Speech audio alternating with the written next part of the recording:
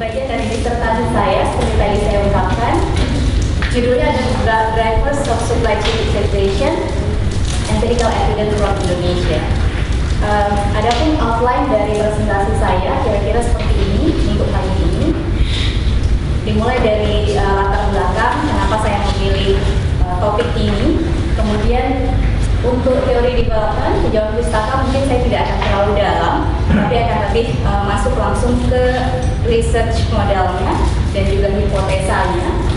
Saya akan fokus lebih kepada metodologi dan hasilnya, dan kemudian ditutup nanti terakhir dengan implikasi untuk praktisi, untuk para akademisi, dan juga ada beberapa batasan, barangkali kekurangan-kekurangan yang saya dapatkan atau yang saya temukan selama riset, dan terakhir adalah harapan saya untuk kontribusi di dunia akademisi.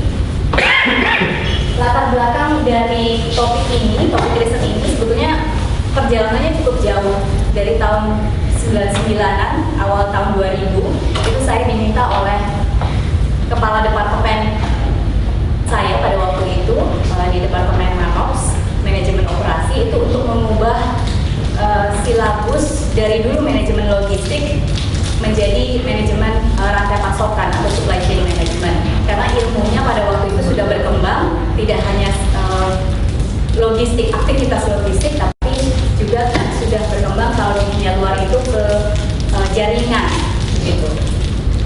Nah, saya belajar banyak dari situ, muncul ada ketertarikan atau minat saya di mata ajaran ini atau di ilmu supply chain management, sehingga pada waktu saya memperoleh beasiswa Fulbright tahun 2007 itu mini proposal saya juga, harapan saya bisa meriset perusahaan-perusahaan di Indonesia apakah mereka menerapkan supply chain management atau tidak, dan itu juga yang kemudian menjadi disertasi saya.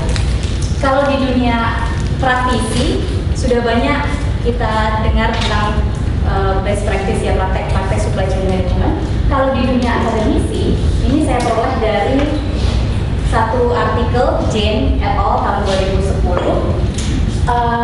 Mereka mensintesa 588 artikel supply chain management di 13 operations management journals, dan mereka menemukan bahwa ternyata dari mulai hanya 10 waktu itu 10 artikel yang ditemukan di 13 jurnal ini tahun 91, dan ternyata pertumbuhannya eksponensial.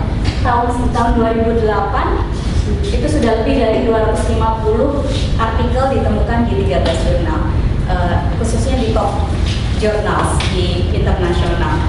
Jadi sebetulnya kalau dari dunia akademisi di literatur cukup banyak yang sudah dikaji. Di tahun-tahun awal kalau saya amati, para praktisi atau akademisi itu lebih banyak melihat apa sih supply chain management, jadi lebih menggali definisinya. Tapi di tahun-tahun terakhir, sekitar tahun 2000-an ke atas, ternyata lebih banyak fokus pada apa impact-nya, apa dampaknya. Jadi mengkaji hubungan antara praktek-praktek supply chain management dengan kinerja perusahaan. Jadi kira-kira itu perkembangannya untuk literatur di dunia supply chain management. Namun demikian, walaupun sudah cukup banyak artikel mengenai supply chain management, ada beberapa gap yang harapannya saya bisa isi dengan melakukan riset ini. Ya. Tadi disampaikan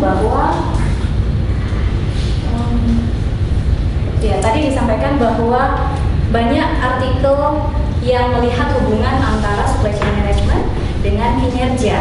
Ya. Tapi ternyata ada satu artikel lain dari Fabit Postes, kalau nggak salah begitu ejaannya, dia menemukan bahwa sejauh ini ada findings. Jadi hasil dari riset-riset tentang hubungan supply chain dengan kinerja, ada yang mengatakan bahwa semuanya berhipotesa bahwa hubungannya positif.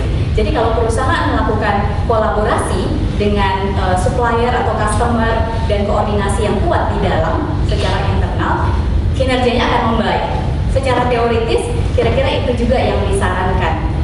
Namun hasilnya secara empiris saat ini masih mix. Ada yang menemukan bahwa ternyata positif, ada yang tidak berhasil menemukan evidence hubungan antara kinerja dengan praktek supply chain. Jadi saran mereka adalah tetap masih diperlukan kajian mengenai dampak dari supply chain management. Itu satu hal. Kemudian yang kedua adalah mengenai antesidennya. Jadi apa sih sebetulnya yang mempengaruhi perusahaan melakukan atau menerapkan supply chain management? Ya, ini yang saya istilahkan sebagai drivers, dan kebanyakan dari literatur mengatakan bahwa pengaruh eksternal dari perusahaan itu yang mendorong mereka menerapkan praktek supply chain. Ya, misalnya saja global competition. Jadi pengaruh dari kompetisi global, sekarang dunia itu jadi satu.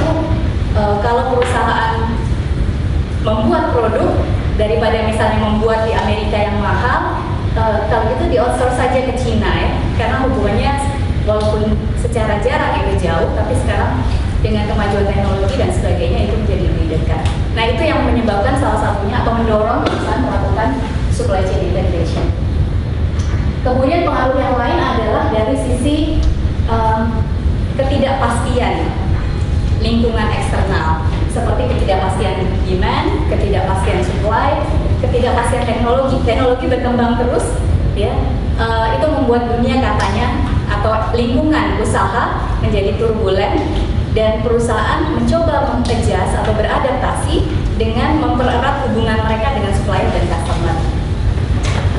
Yang lain adalah misalnya saja ini peluang untuk pasar baru, ya, pasar Indonesia atau pasar Asia yang besar itu mendorong mereka melakukan kolaborasi. Ada satu hal yang belum tergali di dunia literatur sejauh pengamatan saya. Ini ada kaitannya dengan sebelum saya sekolah itu ngobrol-ngobrol dengan salah seorang VP supply chain management di perusahaan FMCG, fast moving consumer goods. Jadi perusahaan besar ini salah satu leader di bidangnya, mereka mencoba pada waktu itu menerapkan supply chain management. Dan waktu saya tanya apa yang mendorong mereka untuk menerapkan, jawaban si VP tersebut adalah ini, kami belajar dari Walmart, kami belajar dari 7-Eleven kalau di Jepang. Artinya mereka belajar best practice, kita coba. Kalau kami menerapkan, kinerja kami harusnya meningkat nih.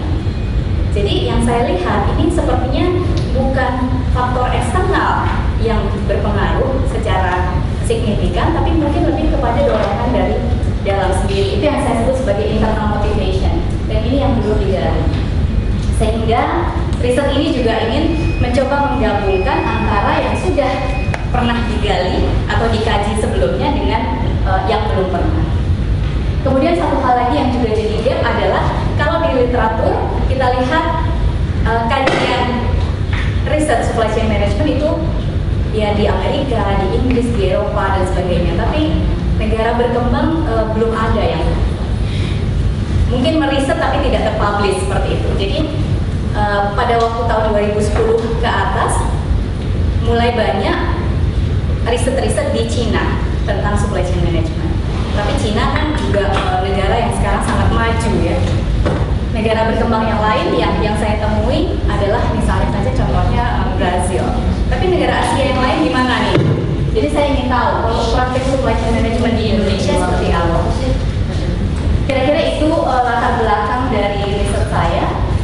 Dan dari situ kemudian ada 4 research questions yang saya ingin jawab. Yang pertama adalah perusahaan-perusahaan yang khususnya kalau di Indonesia itu seberapa jauh menerapkan supply chain management practice. Ya. Kemudian yang kedua, kira-kira ada nggak hubungannya dengan performance, dengan kinerja perusahaan, karena mereka mengantisipasi itu. Kemudian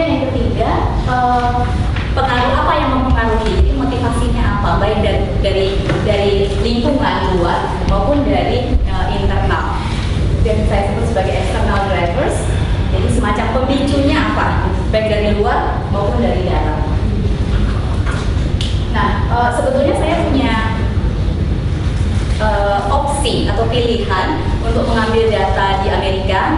Waktu itu profesor saya menyarankan mengambil data di sana atau ke Indonesia, mengambil data di Indonesia. Saya pikir akses saya kalau untuk perusahaan-perusahaan Amerika lebih minim dibandingkan dengan kalau akses saya untuk mengambil data di Indonesia. Jadi saya pilih perusahaan Indonesia sesuai dengan keinginan saya pada awalnya.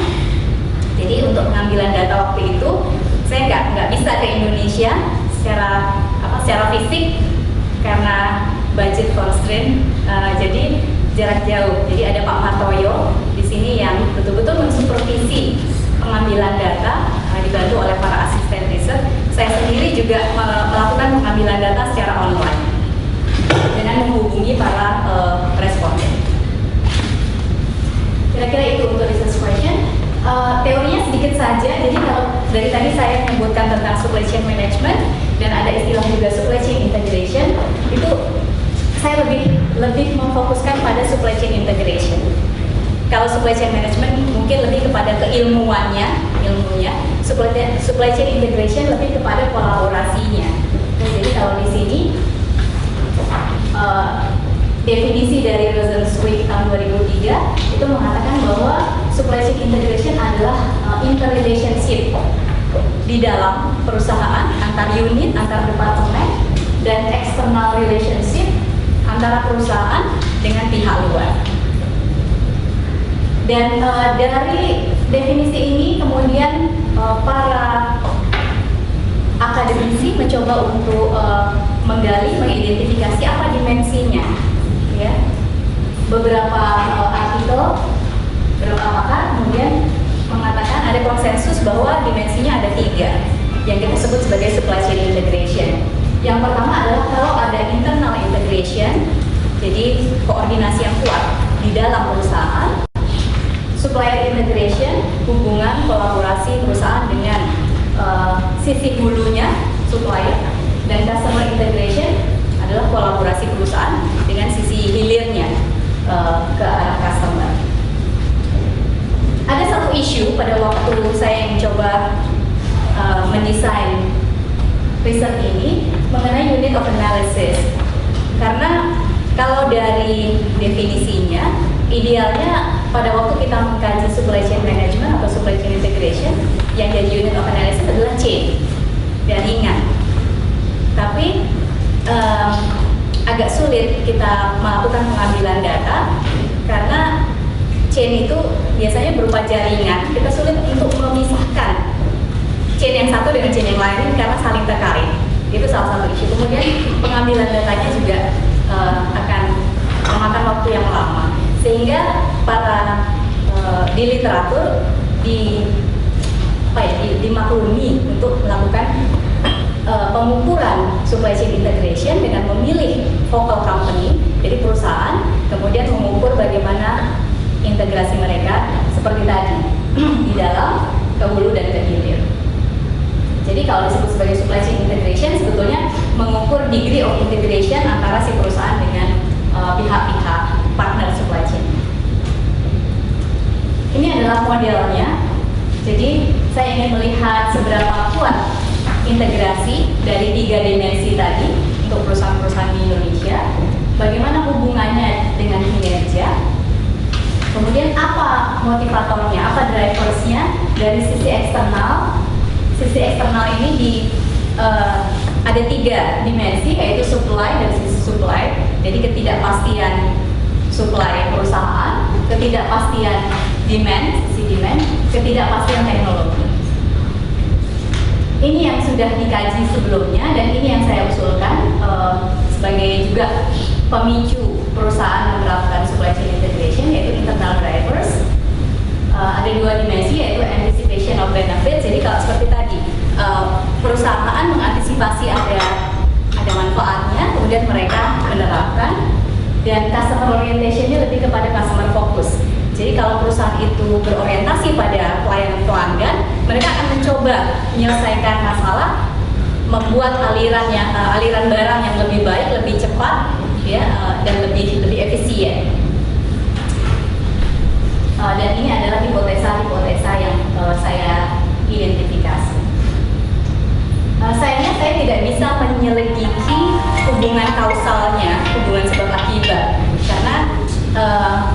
ini permasalahan klasik ya. Jadi saya nggak melakukan longitudinal analysis, saya hanya cross section, sehingga yang saya lihat adalah lebih kepada korelasinya. Ada nggak korelasi antara supply chain integration misalnya dengan kinerja?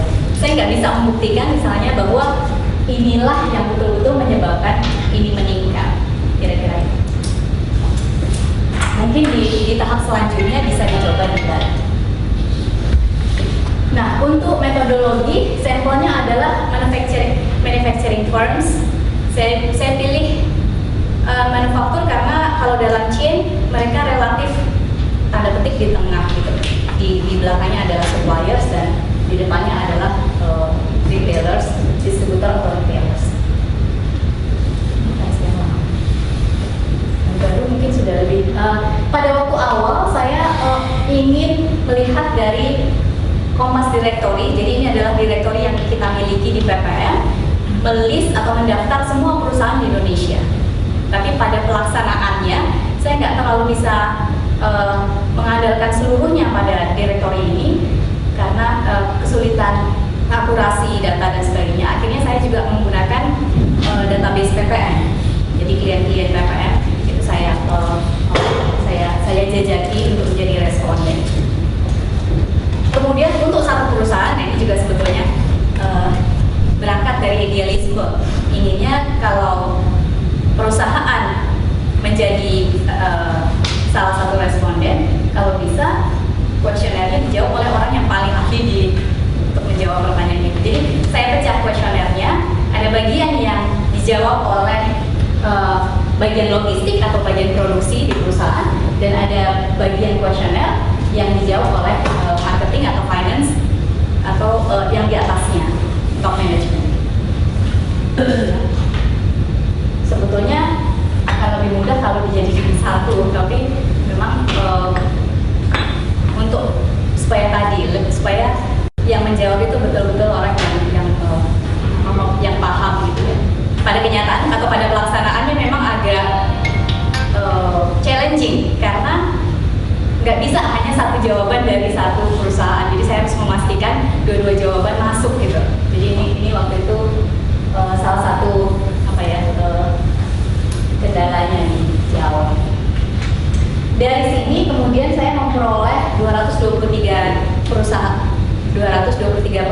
jadi 446 jawaban dari perusahaan. Respons rate-nya 34%. Dan itu betul-betul di follow up, jadi ada 2 atau 3 kali follow up setelah kami menghubungi atau saya meng-email perusahaan. Ini profil respondennya, jadi lebih dari 50% itu top management. Ada supervisor juga yang menjawab, tapi persentasenya tidak besar. Kemudian lebih dari 50% cukup lama di perusahaannya, 26 dan 30,5. Instrumennya saya peroleh dari literatur, dan literatur itu kemudian saya terjemahkan ke dalam bahasa Indonesia. Dan ada satu teman waktu itu saya minta tolong Mbak Devi yang sedang sekolah di Inggris untuk back translate. Kemudian kita cross check apakah terjemahannya cukup baik.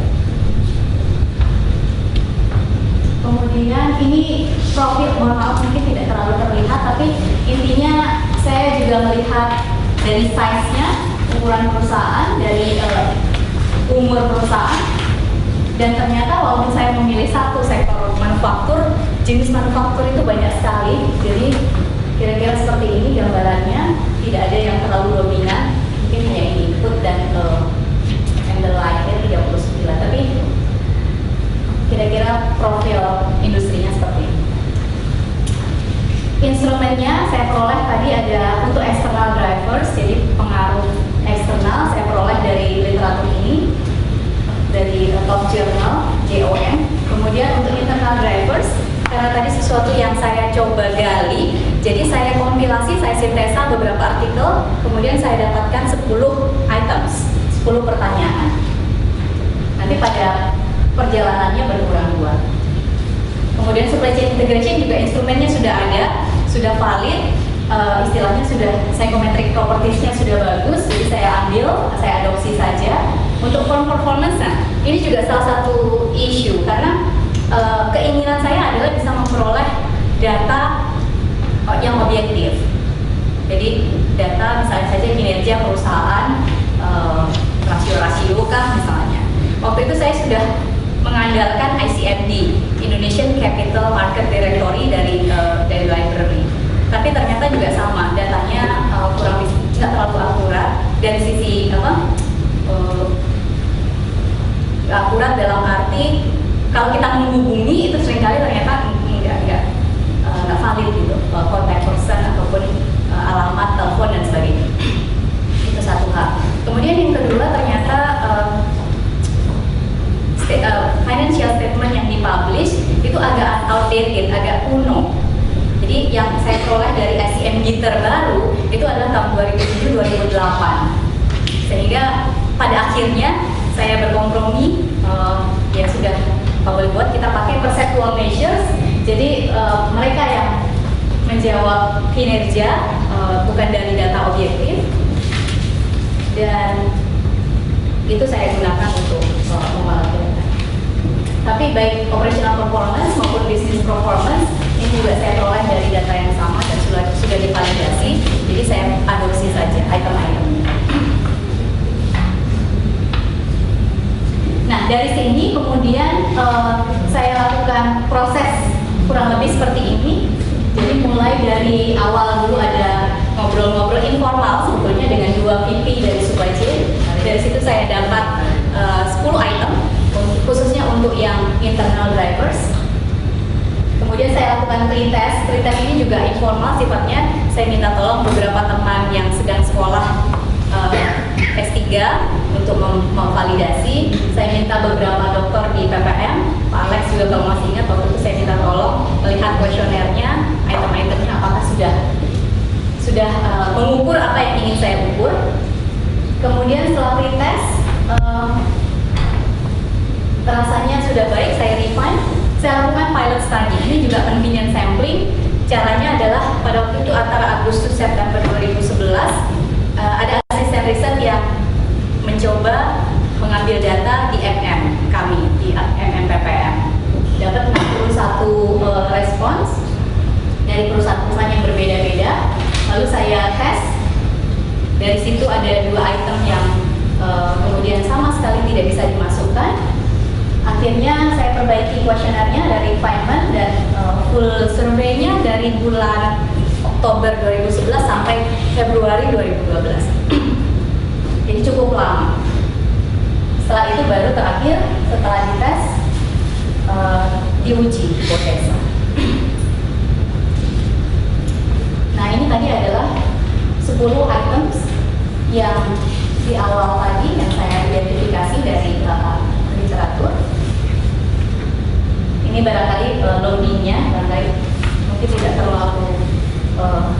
usah terlalu detail, tapi dari sisi reliability-nya cukup bagus. Nah, kemudian dari sisi research questions yang saya coba jawab. Karena saya menggunakan kuantitatif, pendekatan kuantitatif, jadi di kuantitatif khususnya kalau kita menggunakan structural equation modeling, ada prosedur yang agak ribet mungkin ya. Jadi katanya instrumennya harus dites lagi setelah kita memperoleh data, baru kemudian kita bisa masuk ke uji hipotesanya. Ya.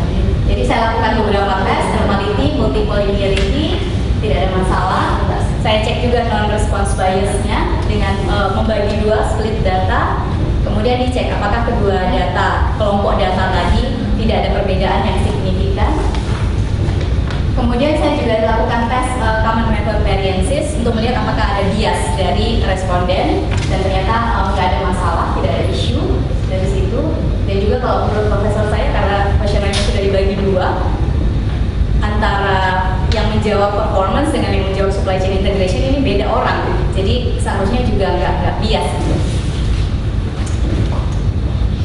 Saya tes unidimensionality dengan menggunakan Lisrel, hasilnya cukup baik. Kalau rasio ini katanya di bawah 3 yang cukup baik. Soffit Index di atas 0,9 atau minimal di atas 0,7, dan MSEA untuk error measurement-nya yang terbaik adalah di bawah 0,05 atau 0,08 masih bisa diterima.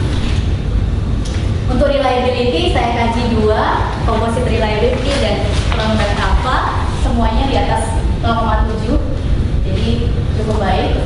Dari sisi convergent validity, validitas antar item di dalam dan antar construct. Dari sisi loading nggak ada masalah, p-value juga signifikan. Ini semuanya. Dan yang terakhir adalah discriminant validity analysis untuk melihat antar construct apakah memang berbeda. Jadi ini juga menunjukkan bahwa ada perbedaan yang signifikan antara satu dengan lain. Untuk construct supply chain integration, karena di literatur itu ada berbagai macam cara menampilkan supply chain integration. Ada yang menampilkan ini sendiri-sendiri dimensinya, ada juga yang menampilkan ini sebagai satu kesatuan. Jadi waktu itu saya uji mana yang terbaik dan ternyata memang dari sisi ini Goodness Soffit Index ternyata kita bisa menampilkan apakah supply chain integration menjadi satu kesatuan atau terpisah, ya. Jadi nggak ada perbedaan yang nyata kalau dilihat dari indeksnya. Pada waktu itu saya coba dua-duanya. Nah, pertanyaan pertama tadi kalau dari research question adalah seberapa jauh sih perusahaan di Indonesia melakukan supply chain management. Saya lihat 3 dimensi: internal integration, customer integration, dan supplier integration. Hasilnya seperti ini. Yang biru adalah perusahaan-perusahaan yang saya research. Jadi ada 223 manufacturing firms di Indonesia. Ini profilnya. Waktu itu saya kemudian terpikir, kalau sudah begini terus so what? Saya udah tahu 3, sekian, terus kenapa ya? Itu yang tadinya saya nggak duga juga. Akhirnya saya coba, karena measurement yang saya pakai itu measurement yang juga dipakai di banyak literatur lain atau di artikel lain. Saya lihat kalau di negara lain seperti apa. Salah satunya yang saya dapatkan adalah di Thailand. Ini Wong et al.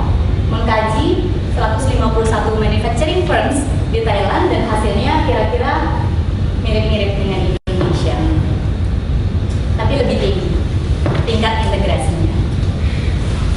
Nah, kemudian saya lihat lagi artikel-artikel yang lain. Di sini saya tampilkan karena skalanya 7, jadi saya konversi dulu. Kalau yang ini 5, yang biru dan orange sama, yaitu perusahaan yang Indonesia, perusahaan yang Thailand. Perusahaan untuk yang coklat ini 617 manufacturing firms di Cina, yang hijau ini di Amerika, kemudian merah agak coklat itu di Korea, dan yang terakhir abu-abu adalah di Jepang. Ini menggunakan pengukuran yang sama juga. Jadi profilnya seperti ini. Yang menarik memang Cina kelihatan paling rendah di antara yang lain. Walaupun terus terang saya nggak bisa jelaskan kenapa, karena di artikel mereka juga tidak terlalu dalam membahas itu dan mereka tidak membandingkan dengan negara yang lain. Yang menarik juga dari sini adalah begini, antara Indonesia, Thailand, Cina, dan US sama. Semuanya memfokuskan pada customer integration. Customer integration itu yang paling tinggi dibandingkan dengan dimensi yang lain. Tapi untuk Korea dan Jepang itu internal integration justru yang tertinggi di antara dimensi yang lain. Jadi kalau kita bandingkan antar dimensi gitu ya. Yang abu-abu misalnya di sini Korea dan Jepang adalah yang tertinggi. Dan saya menduga saja ini hanya spekulatif. Barangkali ini karena mereka kuat di internal, mereka kuat di just in time. Barangkali itu yang membuat sehingga internal integration-nya lebih tinggi. Tapi itu dugaan.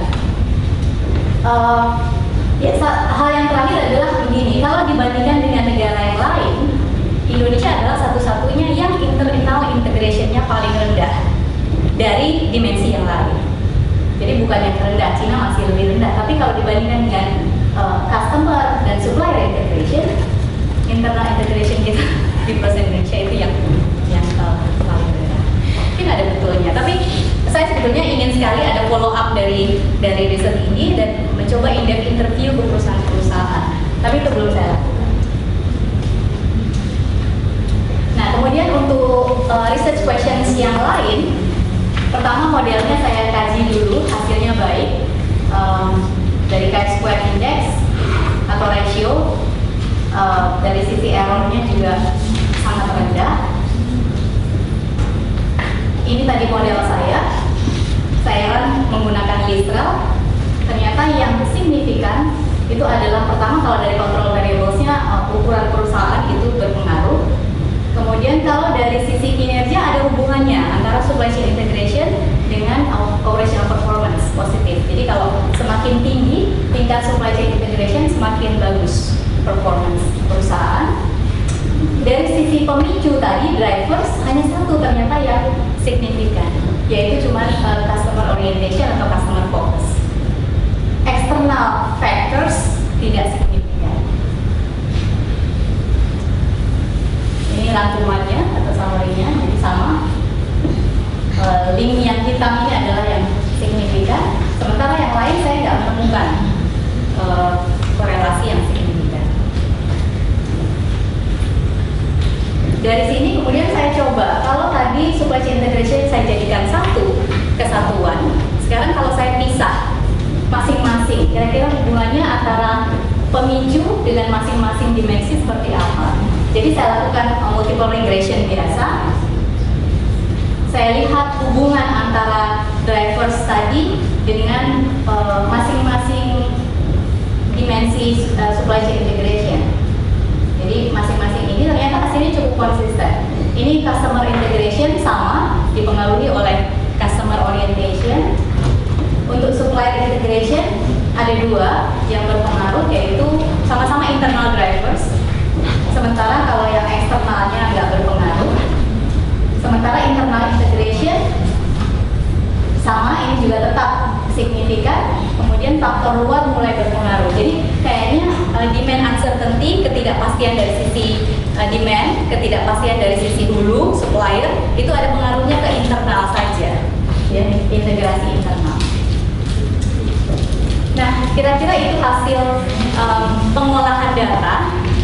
Biasanya memang kalau kuantitatif itu kita asik sekali di pengolahan datanya. Pada waktu sampai di sini udah agak habis energinya.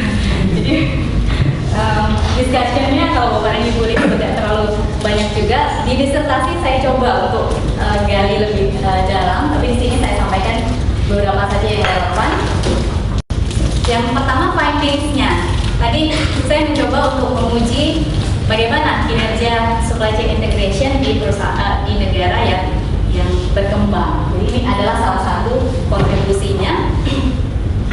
Dan ternyata dari kajian kita Indonesia juga menerapkan supply chain integration dan kurang lebih sejajar dengan perusahaan tadi, Cina, Korea, atau Jepang.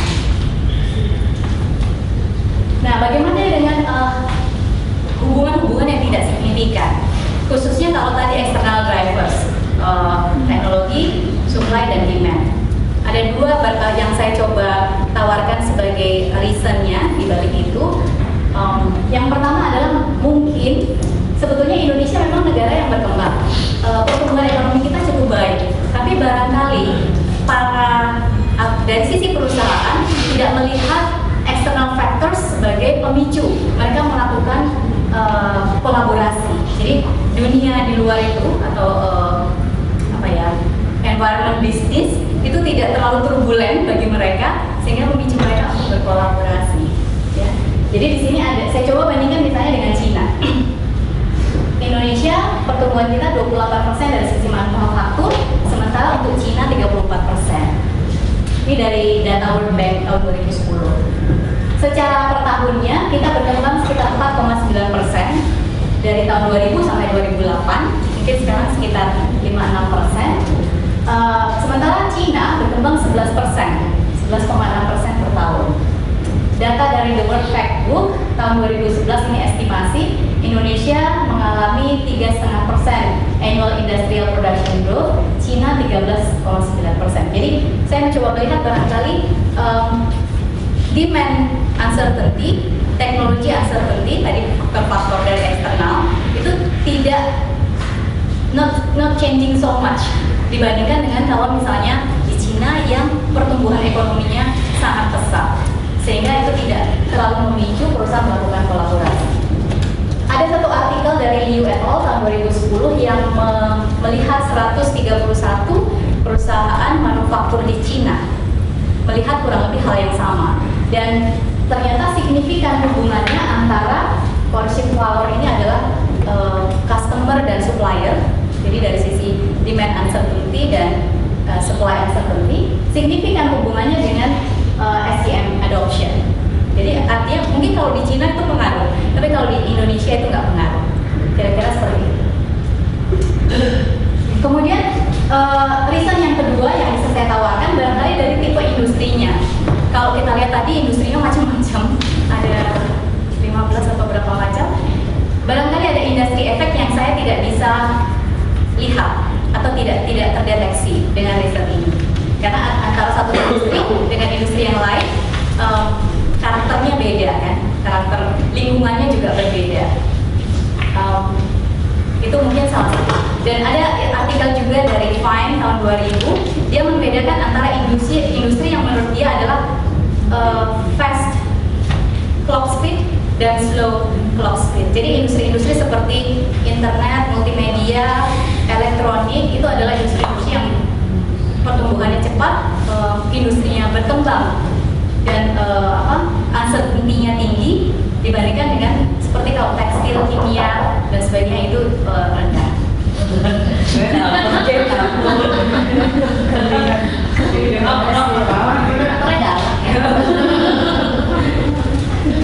Sedikit lagi. Jadi tipe industri yang tidak saya bisa pisahkan itu barangkali juga salah satu yang bisa menjelaskan kenapa tidak signifikan. Ini tadi follow-up analysis, ternyata demand uncertainty dan teknologi uncertainty ada pengaruhnya, tapi hanya bagi internal integration.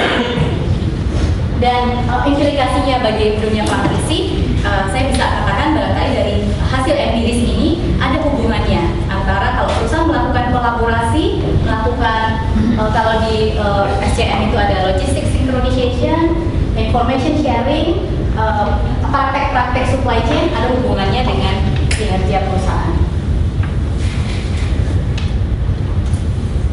Nah, ada beberapa limitation dari riset ini. Yang pertama seperti tadi saya sampaikan, ini adalah cross-sectional study. Jadi saya hanya bisa melihat hubungan, korelasi, tapi nggak bisa melihat hubungan kausal antara perusahaan yang menerapkan praktik supply chain dengan peningkatan kinerja. Ini kan ada time lag. Jadi itu yang tidak terlihat di riset ini. Kemudian juga perceptual measure, khususnya untuk firm performance, itu salah satu barangkali yang kelemahan mungkin bisa dijawab dengan kalau di future research menggabungkan dengan objektif data. Kemudian yang terakhir adalah konteksnya memang hanya Indonesia, jadi dan manufaktur. Jadi ini barangkali kalau ingin di generalize hanya ke populasi itu. Harapan saya ini bisa berkontribusi, pertama memberi different perspektif bagi developing country, kemudian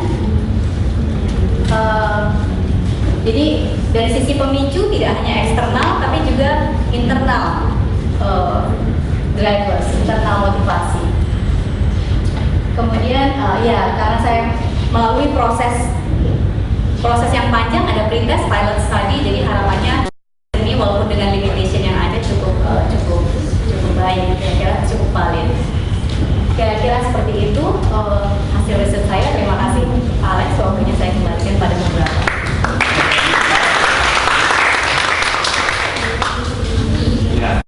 Dan Komite Perlindungan Indonesia dan anti dumping.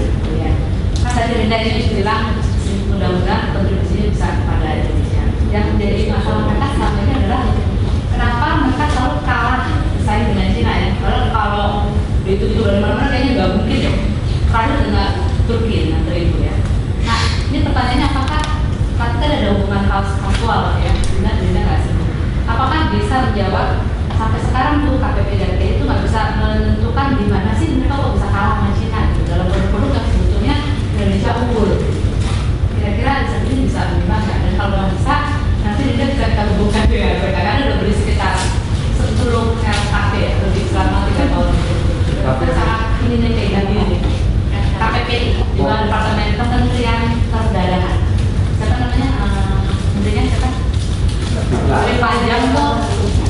gitar ya, gitar itu aja mungkin.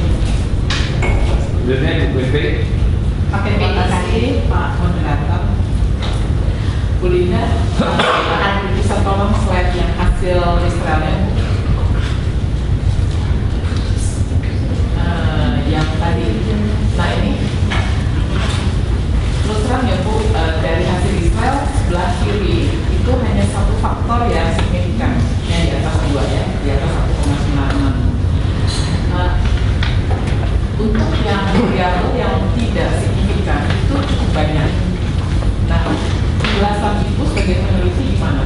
Karena faktor-faktor dari yang tadi Ibu susun menjadi model konseptual tentu dasar teorinya kan cukup kuat ya di situ.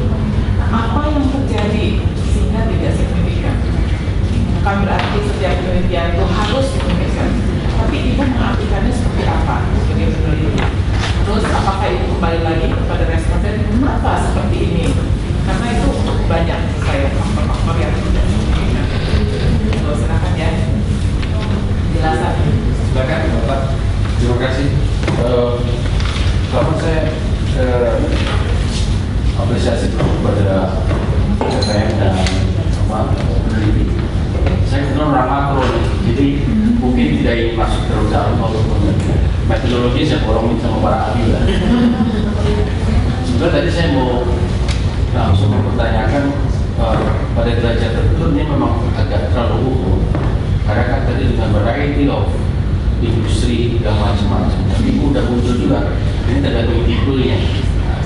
Jadi saya mungkin kalau ada teman-teman yang ingin mendalami itu sangat, karena begini, tentunya typical SGI dari cluster industri akan menjadi sangat beda. Ya. Jadi ini kan generalisasi sekali kan. Waduh, saya pikir menurutnya gimana mesti untuk, terutama dalam konteks policy. Ya. Sehingga kalau misalnya manufacturing oke, tapi yang mana nih food and beverages atau elektronik atau nggak tahu, itu mungkin lebih menarik. Ya. Tapi Ibu udah disampaikan. Kemudian ada satu hal yang sangat mengganggu, tapi mungkin bisa. Ya, tadi kan waktu dibilang mengenai performance, itu kan lebih ke perception, perceptual. Ya pasti kalau saya jadi manajer dan mengadop kebijakan itu, saya pasti akan bilang pasti bagus. Nah, atau maksudnya begini. Perlu bisa dibantu nggak misalnya ada indikator-indikator yang performance close related to SGI ini, sehingga betul-betul one-to-one relationnya lebih muncul misalnya. Nah itu sangat menarik. Kemudian ada satu nih, saya nggak tahu banyak. Kalau misalnya kita marketing ya atau advertising, kita bisa waktu performance versus effort kepada advertising atau apalah gitu. Kemudian ada cost dan benefit, umum aja. Nah ini gimana mengukur dari tentunya kan waktu apapun bentuk integrasinya itu, saya recall lagi, apakah internal atau customer, satu lagi supplier, itu pasti the typical cost-nya untuk itu. Itu sebetulnya walaupun saya tergantung lagi kepada tipe manufacturer dan seperti apa, mungkin karakteristik cost structure dari SGI itu akan beda-beda. Waktu kita ingin hubungkan one-to-one dengan performance indicator misalnya, itu ini untuk ke depan mungkin ya, atau dari indikasi. Soal ini itu sering saya kalau di kelas misalnya coba waktu mau Imlek nih, ini udah 2 minggu lagi ya, atau berapa minggu lagi? Saya belum melihat lagi nih jeruk yang langsung dari Cina itu sebentar lagi, dan itu dugaan saya suatu gerakan yang sangat masif dan itunya step-stepnya termodeling dengan baik. Nah di kita kan banyak ya. Akhirnya waktu lebaran atau apa, setelah itu polanya itu naik dadakan. Maksudnya begini, ini jadi sangat menarik untuk konteks Indonesia, apalagi dalam konteks kepulauan ya. Sehingga misalnya untuk memotivasi perusahaan-perusahaan mungkin perlu diinformasikan atau dibimbing lah dalam konteks yang sederhana bahwa integrasi seperti ini jadi sangat penting ya. Bahkan mungkin dimodelkan jauh-jauh sebelumnya. Yang jelas kalau Supermie atau apa Indomie itu karena dia itu langsung tuh buat kan itu gampang ya. Mungkin yang apa yang akhirnya tipe-tipe industri yang menjadi sangat lain ya. Aku ada satu lagi kaitannya dengan ini, saya nggak tahu nih. Waktu kita lihat Indonesia, ini sangat juga tergantung. Ini kan kita selalu dibilang lemah. Kenapa supporting industry? Artinya lebih ke kenapa misalnya itu lebih berkembang di Thailand, misalnya untuk otomotif atau apa dibandingkan Indonesia, mungkin macam-macam jelas ya, apakah skillnya, regulasinya atau apa. Tapi saya mungkin ya nggak tahu ya ini. Itu kita selalu lebih blame gitu, mereka supporting itu supaya dan ini menjadi sangat penting ya, pendalaman seperti ini. Dan satu hal lagi, apakah terutama mohon maaf ya saya salah, supply chain isunya itu lebih ke perusahaan-perusahaan yang ada di dalam atau dengan yang ada di luar, itu bisa beda ininya. Kayak itu aja. Jadi menurut saya ini menarik, terutama dan sangat penting buat Indonesia. Terutama ini kan MB3I misalnya, itu kan ingin mempersatukan kalau misalnya di utara Cina dan India berkembang, Asia itu nggak netes ke kita karena kepulauan, kalau kita bakal ketinggalan. Sekarang dia udah tinggal jauh, sehingga isu ini menjadi sangat penting. Makanya ada apa Sisloknas, tapi kayaknya masih jalan di tempat karena berbagai isu banyak di sini. Tapi ini dari segi mikro ini perlu. Terima kasih Bu. Baik, terima kasih Bu Herlinda. Langsung KPP dan kader sampai sekarang mentok-mentok deh gitu. Ini jawabannya mungkin yang pakar makro yang bisa menjawab, yang bisa melihat kenapa secara makro gitu ya, industri di Indonesia itu jalan di tempat kita maju gitu, tapi kalah bersaing, kira-kira kurang lebih gitu ya. Saya belum pernah ke Cina terus terang, saya hanya dengar-dengar. Mungkin nanti Bapak itu ada juga yang bisa menambahkan. Katanya kalau di Cina, tadi pagi sebetulnya kita juga sempat ngobrol, di Cina itu kalau kita membangun industri itu pemerintahnya sangat support, baik dari sisi regulasi, dari sisi perpajakan, dari sisi infrastruktur, dan katanya infrastruktur industri di Cina itu sangat, jadi kalau dari tata kota, tata apa ya namanya itu sangat kondusif gitu. Sementara kalau di Indonesia kan agak tanda petik serabutan. Misalnya saja Toyota ada pabrik di atau Astra misalnya, banyak pabrik di Sunter. Begitu dia kekurangan tempat karena memang tidak diprediksi atau mungkin kurang perencanaan, bangun di tempat yang lain dan seterusnya gitu ya. Bangun di Cikarang, lagi di Karawang, ya, jauh. Itu dari sisi logistik saja sebetulnya sudah kurang efisien. Di Cina pada waktu mereka membangun, pemerintahnya itu ingin membangun itu satu kawasan itu memang sudah direncanakan dari awal untuk kawasan industri. Perusahaannya di situ, supplier-suppliernya di situ, karyawannya juga di situ tinggalnya. Bayangkan kalau kita ke kantor saja harus menempuh 1-2 jam setiap hari, sampai di kantor udah capek. Lu kalau banjir, udah seterusnya. Tapi di sana karyawannya itu karyawannya itu betul-betul dibangunkan infrastruktur atau apa ya sarana sosial yang sangat kondusif. Itu mungkin salah satu yang membuat mereka jauh lebih efisien dibandingkan dengan kita. Walaupun katanya data-data terakhir guru-guru di Cina sudah mulai melihat keunggulan mereka sehingga upah buruh mereka sudah jauh lebih tinggi dari Meksiko sekarang. Kayaknya pertanyaannya nggak terlalu relevan dengan istrinya Riza. Jadi penelitian itu bisa nggak nolong KPP dan KD untuk cari jawabannya. Salah satu yang lagi hangat nih industri 1000 itu ya, yang lebih masih perang mereka. Karena kalau bisa kita bisa sembang-sembang ke mereka dan kita betul sangat lain kan? Saya nggak tahu ya, kira saya nggak mungkin. Karena apa ya makro ini kayak. Mungkin barangkali lebih bisa menjawab tadi tentang. Kedua. Kemudian pertanyaan nanti kita ngobrol lagi ya, Mbak. Pertanyaan tentang yang tidak signifikan kok banyak ya Bu ya. Saya juga nggak expect itu karena sebagai periset secara alami, secara natural itu saya melihatnya semua signifikan. Lebih gampang jelasinnya daripada menjelaskan yang nggak signifikan. Tapi apa sudah saya olah berkali-kali, hasilnya sama. Jadi secara gradual, begitu setiap data terkumpul, itu saya olah, hasilnya konsisten. Ya. Jadi khususnya untuk yang, maaf saya duduk aja yang nggak apa-apa ya.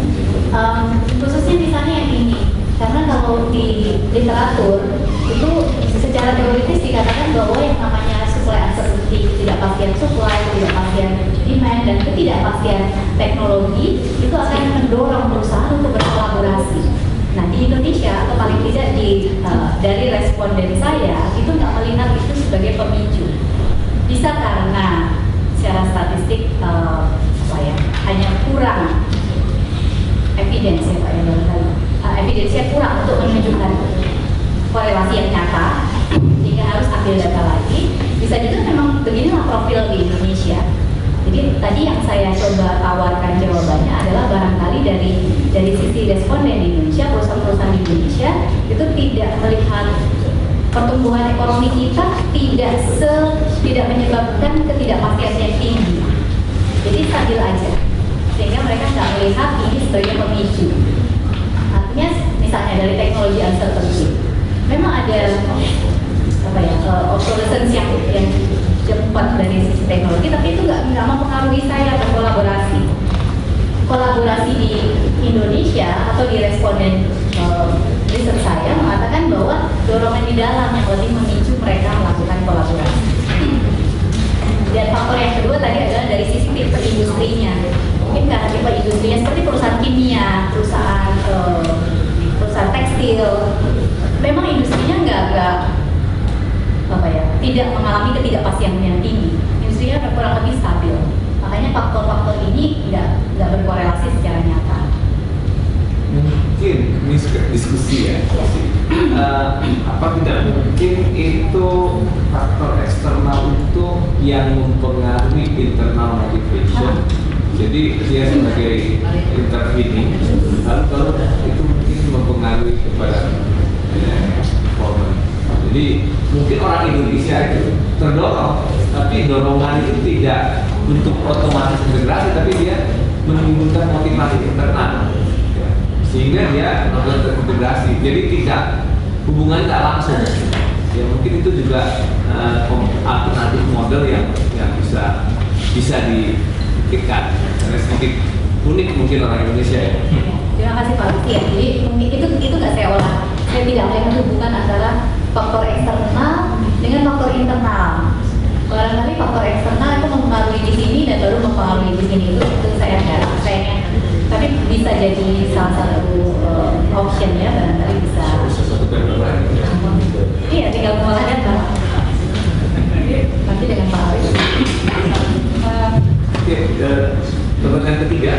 Ya, ini banyak sekali ini. Langsung aja diterima. Tapi betul saya setuju dengan Bapak. Setelah saya melakukan ini, saya jadi bertanya-tanya gitu. Kayaknya mungkin karena saya berada pada waktu itu menyelesaikan disertasi di luar, saya nggak ada di Indonesia. Tapi itu pengaruh. Ingin sekali gitu kembali ke perusahaan, wawancara untuk melihat kira-kira memang seperti ini kinerjanya apa betul, boleh nggak saya dapatkan datanya dan seterusnya. Jadi semacam validasi lah, follow up lah dari disertasi ini. Tapi itu mungkin harusnya ada alokasi waktu khusus untuk itu.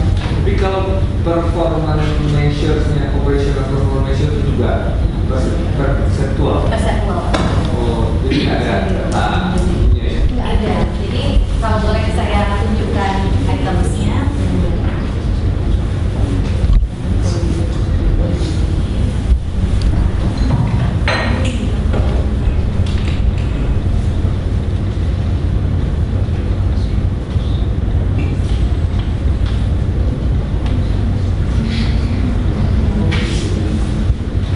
Untuk firm performance, jadi saya adaptasi dari link dan dipakai juga di artikel-artikel yang lain. Ini kurang besar ini.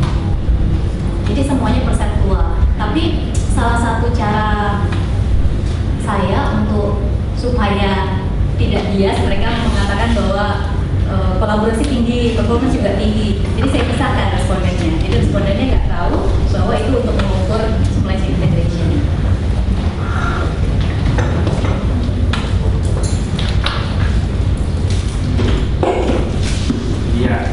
Yang kedua mungkin tentang mungkin yang di riset kamu juga ada cost dan benefitnya mungkin ya, antara biaya yang dikeluarkan untuk integrasi dengan peningkatan kinerja mungkin ya, sehingga bisa dianalisis. Dan di riset ini tidak melihat itu. Ya, apa mungkin nggak itu dilihat? Ya Pak, seharusnya memang datang lagi ke perusahaan untuk melihat, kalau bisa melihat hubungan kausal. Jadi begitu mereka misalnya menerapkan, jadi ada before dan after misalnya. Sebelum melakukan praktek supply chain, biayanya bagaimana, setelah melakukan ada penurunan biaya atau enggak. Mungkin akan lebih baik kalau mereka menjawab pertanyaan. Ya, kira-kira bisa ya sebetulnya. Memang harusnya ada hubungannya, karena dengan kita melakukan supply chain management biasanya biaya turun, biaya distribusi, biaya inventory secara keseluruhan, secara total, dan revenue nggak langsung, tapi itu meningkatkan profit. Gitu. Tapi yang jelas, ya, karena berbagai uncertainty menjadi kurang, itu kan reducing cost juga kan, transaction cost lebih, dan seterusnya. In term of planning juga lebih certain, jadi pengambilan keputusan cepat, and so on, itu ya itu bisa juga sebenarnya. Cuman saya terobsesi waktu saya tingkat 1 dunia marketing itu kan, kalau advertising itu kan meningkatkan sales itu bisa ya, what type of advertising instrument, apakah pakai halo-halo, pakai apa, atau online. Nah ini cuma eksplorasi dari keterkaitan itu. Yang begini. Terus sekarang dengan online itu lebih mudah lagi nih.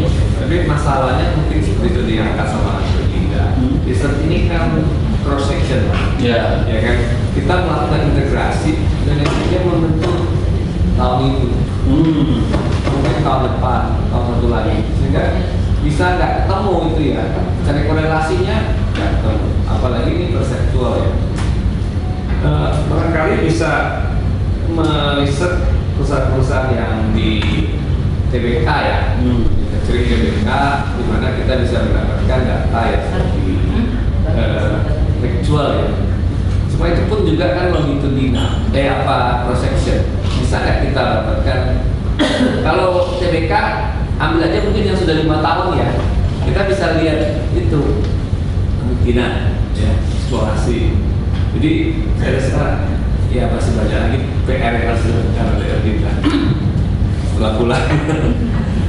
Oke, ada lagi sesi kedua ya, kita 3 orang ya, kita Bu siapa namanya Bu Mukti, Bu Rike, coba lagi kira-kira yang belakang audiens yang mau bertanya. Ya, silakan Pak. Gulda. Gulda Mir. Ya Bu, silakan Bu. Terima kasih untuk presentasinya. Saya tertarik dengan presentasi ini karena kebetulan presentasi saya juga mulai supply production network, tapi saya lebih melihat ke yang makronya daripada yang formnya. Jadi saya menarik sekali. Jadi mencoba menghubungkan hasil riset saya dengan hasil riset Ibu. Yang menjadi pertanyaan saya itu sebenarnya ada 2 ya. Pertama, mengenai supply chain integration itu apakah dibedakan antara mereka berintegrasi dengan anak perusahaan? Ini misalnya dalam satu grup gitu kan, antara satu grup dengan dia bersupply chain dengan perusahaan, kan ada intrafirm sama extrafirm gitu. Jadi antara satu grup dengan yang lain. Nah, itu kan kalau mereka dalam satu grup memang mungkin itu sudah policy perusahaannya bahwa kayak Toyota dia harus ambil dari supplier ini harus jual ke sini itu kan. Tapi kalau misalnya dia dengan extrafirm berarti itu ada ininya lagi kan, kenapa dia bisa sampai perusahaan lain percaya sama dia atau dia percaya sama perusahaan lain, itu kan ada karakteristik perusahaan itu yang membuat dia bisa berintegrasi, bersupply chain dengan yang extrafirm. Yang kedua, Pak Moran udah bilang antara apakah itu cuma domestic supply chain atau international supply chain, karena Indonesia untuk produksi itu kita termasuk lemah karena kita sering lihatnya cuma yang internal aja, tapi untuk yang internasionalnya itu kita kurang gitu. Dan itu untuk kita supaya bisa cukup kompetitif dengan internasional berarti kan kita harus efisien kan. Nah itu juga mungkin bisa mempengaruhi kenapa cuma internal integrationnya aja yang signifikan, karena mungkin mereka itu memang policy perusahaan itu bahwa mungkin kalau kimia dia harus ambil suppliernya dari perusahaan yang sudah ditentukan oleh induk perusahaannya. Baik, sebagai penutup saya akan serahkan kembali kepada panitia. Nanti beri